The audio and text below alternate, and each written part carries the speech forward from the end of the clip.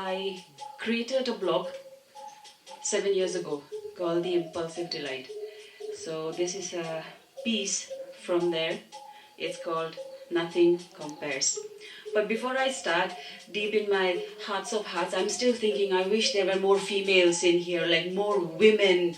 I wish you all had brought your girlfriends and so to be girlfriends, so that I believe like those girls could relate to what I would say now. I wish I had one.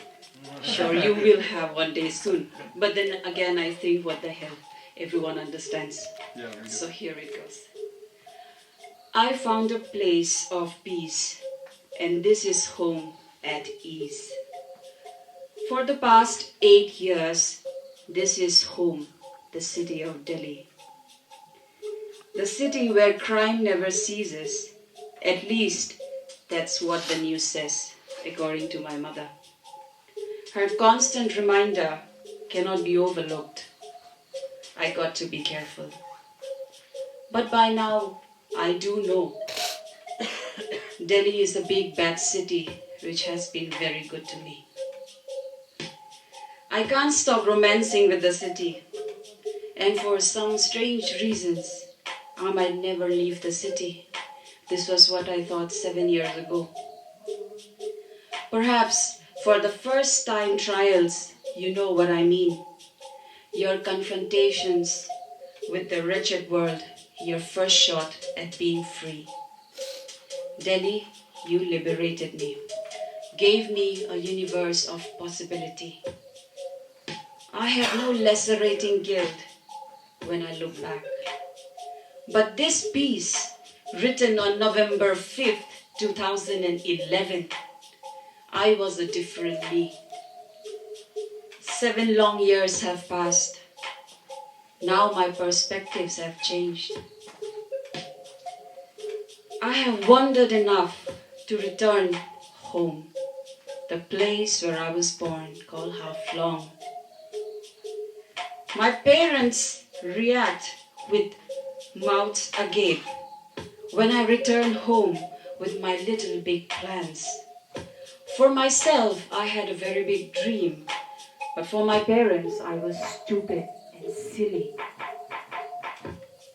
Get a government job, Roohi. You'll regret soon, Roohi. That's what Ma Baba would always say, and they still say it till date. Stop walking your dog, Roohi, in your skin-tight yoga pants. People will laugh at you, Roohi. They will talk behind you, Roohi. Why can't you be like other girls, Roohi, in your batch? Why don't you want to settle down? Why don't you find a rich, eligible Dimasa guy to get married like the other girls do? Until when you're going to burden us? Until when, Roohi? My Baba spoke very little, often with a very soft tone. My battle of thoughts was confined only with my mother. My Baba said, why don't you listen to your mother at least once in your lifetime? Stop being a rebel. Why don't you modify yourself, your soul? Why did you shave your head? Did you forget you are a girl? Who's going to marry you now? Are you crazy? Please keep your strange solitary grace within you.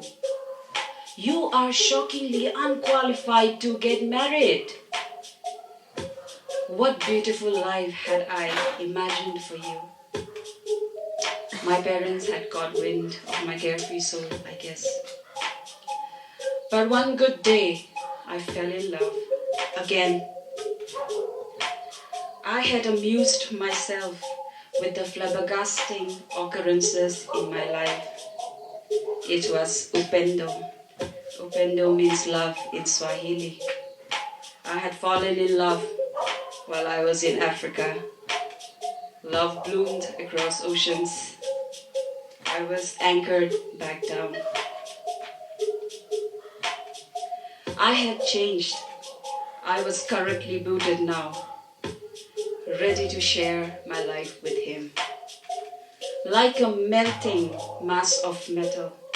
All things I had disliked are happiness now. I had adored the idea of being alone but not lonely. I had relished the idea of nodding my head to high life music while life changed its own gears.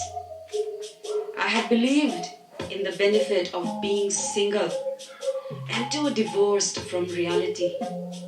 Now everything makes sense. Being in love makes sense. Getting married makes sense. But Baba is not with us anymore. He is not with me anymore. Hope you get the drift, Baba. Hope you laugh at your daughter.